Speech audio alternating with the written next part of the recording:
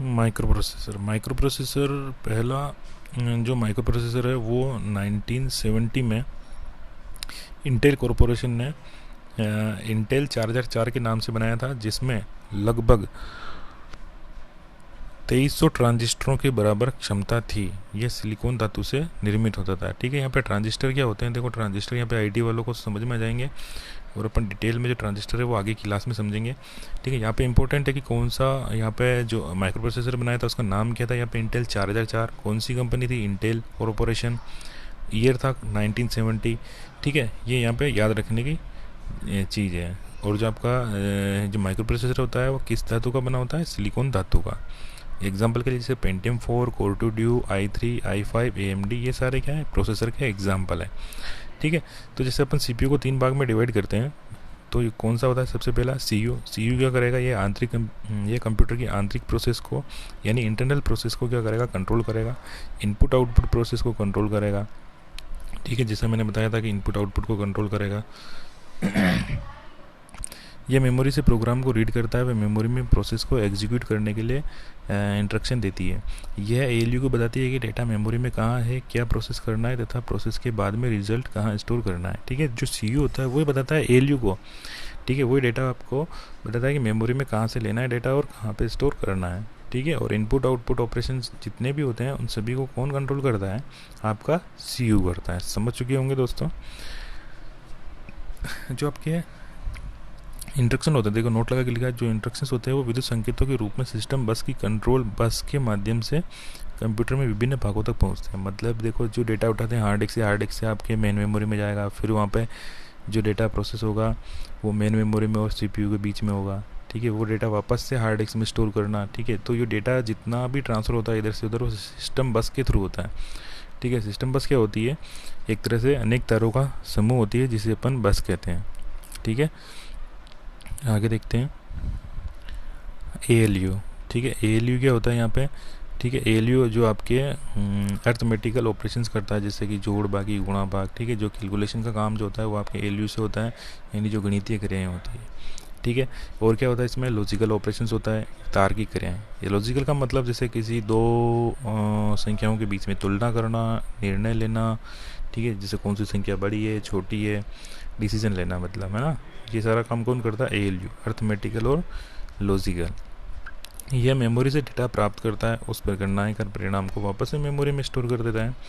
ALU में अनेक register और एक्यूमुलेटर होते हैं। ALU में देखो इंपॉर्टेंट चीज़ है, ALU में क्या होता है, क्या ALU में रजिस्टर और एक्यूमुलेटर्स जो आपके डेटा को क्या करते हैं, प्रोसेस करते हैं। आगे देखते हैं, जो इसका थर्ड पार्ट है वो आपका है मेमोरी। यह मेमोरी 2 प्रकार की होती है, मेन मेमोरी और सेकेंडरी मेमोरी। ठीक है, मेन मेमोरी आपकी वही जो रजिस्टर्स होते हैं, रैम होती है, रोम होती है, ये आपकी मेन मेमोरी होती है। सेकेंडरी मेमोरी जैसे हार्ड डिस्क हो गई। ठीक है, और बहुत सारी चीज़ें होती है, जैसे पेन ड्राइव हो गया। ठीक है, ये आपकी सेकेंडरी डिवाइस हो गई। ठीक है, सॉरी, सेकेंडरी मेमोरी डिवाइस हो गई। ठीक है, इसे आगे डिटेल में पढ़ेंगे अपन इनपुट आउटपुट में। ठीक है, ये तो हो गए CPU के 3 पार्ट, CU, ALU और मेमोरी। ठीक है, अगला जो अपन देखते हैं वो होता है इनपुट यूनिट।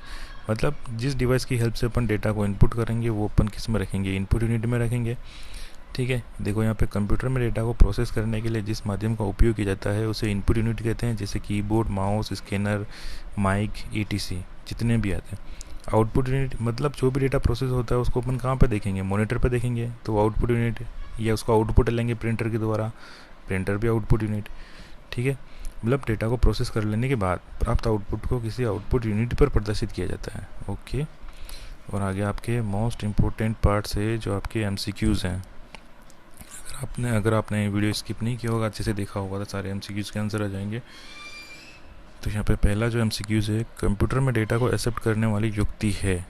जो कंप्यूटर में डेटा एक्सेप्ट कौन करता है, सभी को पता ही होगा, यहाँ पे इनपुट यूनिट। आगे चलते हैं, देखो MCQs का जो स्तर है आगे से आगे अपन बढ़ाते चलेंगे। सेकंड है यहाँ पे, कंप्यूटर की किसी विशिष्ट भाषा में लिखे गए समूह को क्या कहते हैं। ठीक है, उस समूह को क्या कहते हैं, कंप्यूटर की किसी विशिष्ट भाषा में लिखे गए निर्देशों के समूह को, उसको कहते हैं अपन प्रोग्राम। ठीक है, ये वाली जो पार्ट है ये भी अपन आगे डिटेल में समझेंगे। ठीक है, IT वालों को तो वैसे सब पता है, लेकिन जो नए जुड़े हैं, जो नए पढ़ रहे हैं, उनके लिए मैं आगे अच्छे से एक्सप्लेन करूँगा। अगला MCQs है, CPU का पूरा नाम क्या है। देखो यहाँ पे मिलते जुलते नाम्स आते हैं, ठीक है, जो आपके ऑप्शंस होते हैं उसमें मिलते जुलते नाम आते हैं। अच्छा, ये तो मिलता जुलता नहीं है, चिप हो नहीं सकता, सेंटर पावर हो नहीं सकता है, लेकिन ये सेंटर प्रोसेसिंग यूनिट और सेंट्रल प्रोसेसिंग यूनिट, ठीक है, इनमें कन्फ्यूजन होता है। वैसे अपने को पता ही है कि इसका पूरा नाम होता है सेंट्रल प्रोसेसिंग यूनिट, ठीक है, ये ऑप्शन भी आपका गलत है। तो जो देखो ध्यान रखने की बात है यहाँ पे कि ऐसे जो ऑब्जेक्टिव्स होते हैं वो आईटी वाले भी गलत कर जाते हैं, क्योंकि ऑप्शंस को रीड नहीं करते हैं सही ढंग से। एक्साइटमेंट में क्या होता है कि आंसर होते हैं जो गलत हो जाते हैं, ठीक है। आगे चलते हैं। CPU क्या होता है। CPU क्या होता है कि इनपुट डिवाइस होती है, आउटपुट डिवाइस होती है, या माइक्रो प्रोसेसर होता है, या नन ऑफ दीज। तो CPU यहाँ पे माइक्रो प्रोसेसर होता है, अपने पढ़ाई है। आगे देखते हैं, माइक्रो प्रोसेसर किस धातु का बना हुआ होता है। जो आपका माइक्रो प्रोसेसर है वो किस धातु से बना हुआ होता है, एल्यूमिनियम, लोहा, सिलिकॉन या तांबा, ठीक है। तो यहाँ पे आप ये जो माइक्रो प्रोसेसर है आपका वो सिलिकॉन धातु से बना हुआ होता है। आगे देखते हैं, एलयू में क्या होते हैं। एलयू में क्या होता है, मतलब एलयू की क्या पार्ट है यहाँ पे, एक्यूमुलेटर, रजिस्टर, या बोथ, या कोई नहीं। तो यहाँ पे एलयू के दोनों पार्ट होते हैं, एक्यूमुलेटर भी होता है, रजिस्टर भी होता है, यानी आपका सी ऑप्शन राइट है। आगे देखते हैं, CPU माइक्रो प्रोसेसर में कहाँ लगा होता है, ठीक है। जो आपका CPU वाला जो पार्ट है वो माइक्रो प्रोसेसर में कहाँ पर लगा हुआ होता है, हार्ड डिस्क पर होता है, मॉनिटर पर होता है, या मदरबोर्ड पर होता है, या SMPS पर।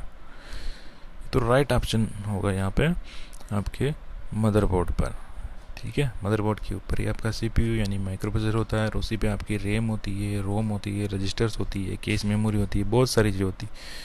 वो सारी अपन आगे डिटेल में देखें। देखो यहाँ पे MCQs मेरे कैसे लगे, यहाँ पे आप मेरे को ज़रूर कमेंट करना, और चैनल को ज़रूर सब्सक्राइब करना, ताकि मैं आगे अच्छे से अच्छे आपके लिए क्लासेस ला सकूँ और आप अच्छे से तैयारी कर सको और आप सिलेक्शन ले सको। जय हिंद दोस्तों।